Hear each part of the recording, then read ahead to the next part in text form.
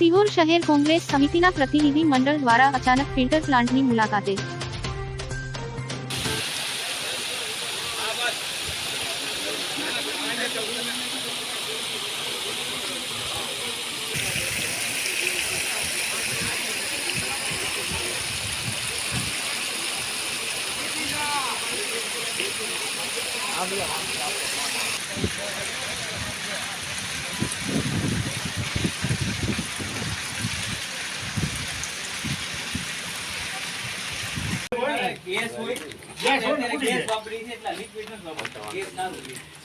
Liquid પેલા ટાંકામાં નાખતા કે વાપરવામાં ન આવે ને તો અમુક ટાઈમે ઉડી જાય ક્લોરીન. આપણે એનો આમ નાશ કરાય લાવો ખોટા મૂળ આપણે ઉડી જાય એટલે પાણી જ પાણી જોઈએ.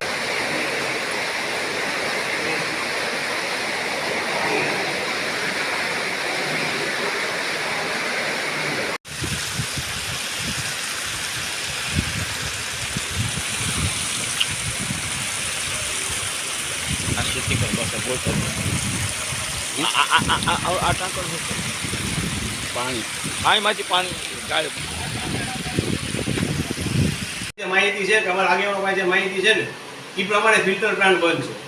પાણી અત્યારે તમે જે શુદ્ધિકરણ કરો છો એ જે લોકો ઘરમાં મહિલાઓ પાણીમાં ફટકડી ફેરવીને પાણીનું શુદ્ધિકરણ કરે છે એ પ્રોસેસથી અહીંયા પાણી શુદ્ધ થાય છે. એ પૂરેપૂરું શુદ્ધ થતું નથી. લોકોને ડોળો પાણી એક મિનિટ મને સાંભળી લો, 1 મિનિટ સાંભળી લો. એ દૂષિત પાણી લોકોને પીવું પડે છે. બરોબર છે. કિરણભાઈ ગેલા જેમ છેલ્લા 5 વર્ષથી અમારા વિપક્ષના નેતા હતા. બરોબર છે. સમગ્ર ઘટનાક્રમના એ સાક્ષી છે ને વધારે ખબર છે. હું કોણ છે ને એને આપણું એની સાથે વાતચીત કરો.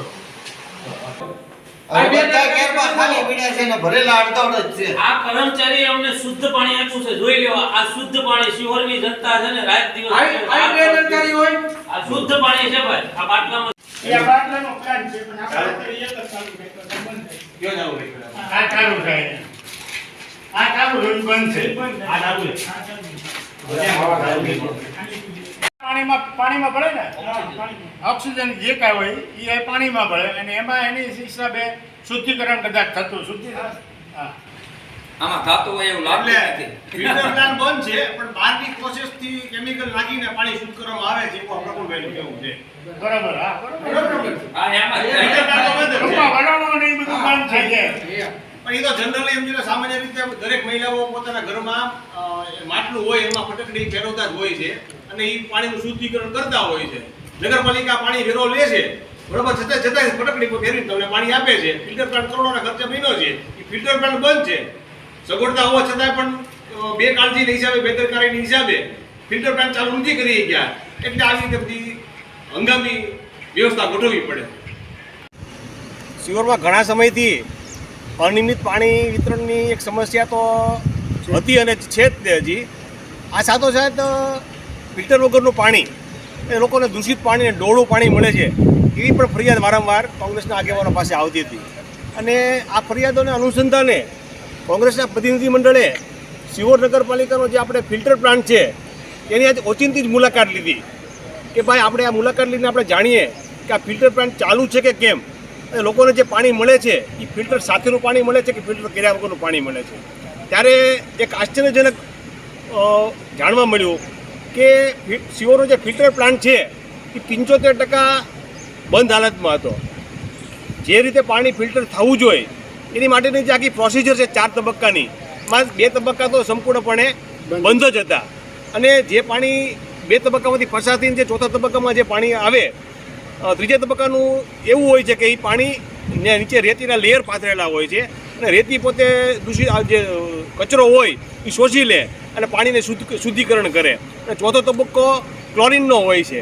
એટલે અત્યારે છેલ્લે આપણે જે પાણી ઘણા સમયથી મળતું હતું એ પાણી બહારથી, એટલે ફિલ્ટર પ્લાન્ટ તો બંધ જ હતો, ફિલ્ટરમાં પાણી ચોખ્ખું થતું જ નહોતું, પણ ક્લોરિનનું મિક્સચરાઇઝેશન કરીને પાણીને શુદ્ધ કરવામાં આવતું હતું. અને એના પરિણામે પાણી જે આપણે પીએ છીએ તેમાં વાસ પણ આવતી હતી અને ડોળું પાણી પણ આપણને મળતું હતું. એવું ફરિયાદ આવતી હતી કે ફિલ્ટર પ્લાન્ટ ચાલુ છે અને ફિલ્ટરવાળું જ પાણી લોકો પીવે છે. પણ આજે સ્થળ તપાસ કરતાં એવું માલુમ પડ્યું કે ફિલ્ટર પ્લાન્ટ બંધ હતો. અત્યારે જ તે ચીફ ઓફિસર રૂબરૂ આવીને અધિકારીઓને, કર્મચારીઓને, ટેકનિશિયનો, ઇલેક્ટ્રિશિયન સાથે રાખીને જે કાંઈ બંધ હતું બધું ચાલુ કરાવ્યું છે. અને એના પરિણામે 1 તબક્કો હજી ચાલુ થયો છે, બાકીના તબક્કા 7 દિવસમાં ચાલુ થઈ જશે એવી અમને ચીફ ઓફિસર સાહેબે આશ્વાસન આપ્યું છે. મુલાકાત લીધી ત્યારે જે ફિલ્ટર પ્લાન્ટના જે 2 તબક્કા કહેવાય વલોણાના એ બંધ હતા.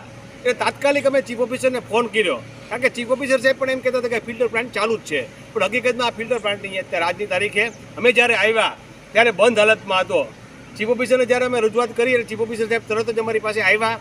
અમે આ બધું સ્થળનું નિરીક્ષણ કર્યું અને અહીંના જે જવાબદાર કર્મચારીઓ છે એમને સાથે રાખીને આજે જ્યારે સ્થળ તપાસ કરી ત્યારે જે ફિલ્ટરેશનના જે 2 તબક્કા હતા એ 2 તબક્કા બંધ હતા અને એના હિસાબે લોકોને દૂષિત પાણી પીવું પડતું હતું. ચીફ ઓફિસરે અમારી સાથે રહીને જવાબદાર અધિકારીઓ અને કર્મચારીઓને બોલાવીને તાત્કાલિક એક વલોણું ચાલુ થયું એવું અત્યારે ગોઠવું છે અને સપ્તાહમાં એટલે કે 7 દિવસમાં બીજી પણ જે કાંઈ પ્રક્રિયા બધી બંધ છે ફિલ્ટર પાણીની એ પણ સમસ્યા 7 દિવસમાં દૂર કરશે એ અમને તેવું અમને આશ્વાસન આપ્યું છે. ચીફ ઓફિસર સાહેબે સંપૂર્ણપણે સક્રિય રહીને આ બાબતમાં રસ દાખવ્યો એ માટે અમે એમનો પણ ખૂબ આભાર માનીએ છીએ. સમગ્ર ઘટનાક્રમ એવો હતો